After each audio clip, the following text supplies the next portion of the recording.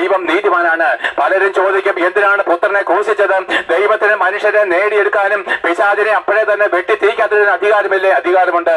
എന്നാൽ ദൈവം നീതിമാനായതുകൊണ്ട് നിയമം വിട്ടൊന്നും ചെയ്യത്തില്ല. അതാണ് പ്രിയപ്പെട്ടവരെ, പാപത്തിന്റെ ശമ്പളം മരണമാണെന്നുള്ള നിയമപുസ്തകത്തിന് മുമ്പിൽ ദൈവം എന്താണ്? നീതി മാത്രമേ ചെയ്യത്തുള്ളൂ.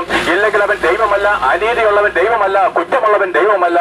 അതുകൊണ്ട് നിയമപുസ്തകത്തിന് മുമ്പിൽ ആർക്കും ഒഴി കഴിവില്ല. ആര് പാപം ചെയ്തുവോ അവൻ മരിക്കണം. നിയമം മാറ്റത്തില്ല പ്രിയപ്പെട്ടവരെ. എന്നാൽ എന്താണ് ദൈവത്തിന് നമ്മളോടുള്ള കരുണ? ആ നിയമത്തിന് മുമ്പിൽ പുത്രനെ അയക്കുകയാണ്. ആർക്കെങ്കിലും മനസ്സിലാവുന്നുണ്ട് ഇത്? ആ നിയമത്തിന് മുമ്പിൽ യേശുക്രിസ്തുവിനെ അയക്കുകയാണ്. അതായത് പാപത്തിന്റെ ശമ്പളം മരണമാണെന്നുള്ള തന്റെ നിയമത്തിന് മുമ്പിൽ, അതിൽ പാപം ചെയ്ത എല്ലാവരും മരിക്കണമെന്നുള്ള തന്റെ നിയമത്തിന് മുമ്പിൽ മനുഷ്യപുത്രന്മാരായിരിക്കും നമ്മുടെ പാപങ്ങളുടെ ശിക്ഷ മറ്റൊരുത്തൻ ഏൽക്കുമെന്നെങ്കിൽ അത് നീ അംഗീകരിച്ചാൽ തന്നെ അതിൽ നിന്ന് ഒഴിവാക്കാം. നമ്മുടെ ഇന്ത്യൻ പീനൽ കോഡിൽ പോലും നോക്കുമ്പോൾ ഞാൻ ഒരാളെ കൊലപാതകം ചെയ്തു, ഒരാളെ ഞാൻ കൊന്നു കൂട്ടിക്കോ, ഗവൺമെന്റ് എന്താണ് അതിന്റെ കേസ് പോലീസുകാർ അന്വേഷിക്കുന്നു. അപ്പോഴെന്താണ്? ഞാൻ മറിഞ്ഞിരിക്കുന്നു, മറ്റൊരുത്തനെ എല്ലാ തെളിവുകളും വെച്ച് അവനാണ് കൊലപാതകി എന്ന് കോടതി വിധിച്ചു. ഞാനോ കൊന്നു, പക്ഷെ ഞാൻ മറിഞ്ഞിരിക്കുന്നു. അവസാനം അവനെ കോടതി തൂക്കിയും കൊന്നു. അതിനുശേഷം ഞാൻ വെളിപ്പെട്ട് പറയാണ് ഞാനാണ് ആ കുറ്റം ചെയ്തെന്ന് പറഞ്ഞാൽ കോടതിക്ക് എന്നെ ആ കേസിൽ ഒന്നും ചെയ്യാനൊക്കത്തില്ല.